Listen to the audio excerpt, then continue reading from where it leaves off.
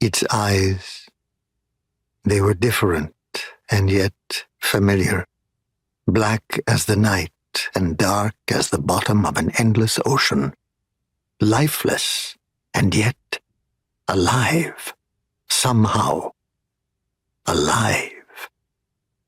There was only one inside the dusty basement where it had dwelled for God only knows how long. Only he knew how it had gotten here, or who it used to be when it was still someone and not just an undead thing.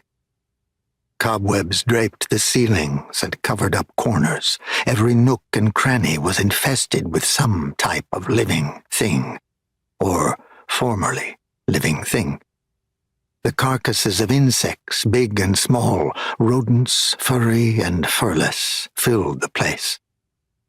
The creature could have settled here weeks ago, months ago, maybe even years ago.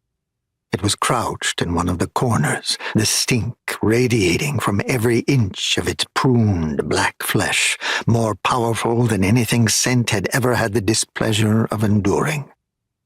It was all he could do to start breathing through his mouth, but even that didn't really help.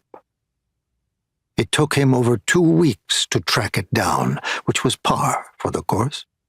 Most people didn't like to talk about the monster hiding in their shadows. This city and its populace proved no different. But finally, those efforts had borne fruit. It took Scent 3 times as long as it should have to come down the stairs, every step creaking under his weight. Old wooden slabs near their breaking point, threatening to drop him without a moment's notice. But they held, if just barely. Scent expected it to pounce as soon as he reached the bottom of the stairs, but it didn't.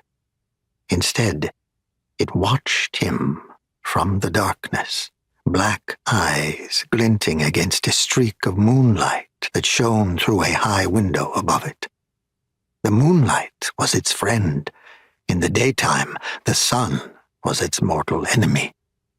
As if, with all things sinful, the light brought forth the truth of the world, and this thing, this creature, had no uses for the truth.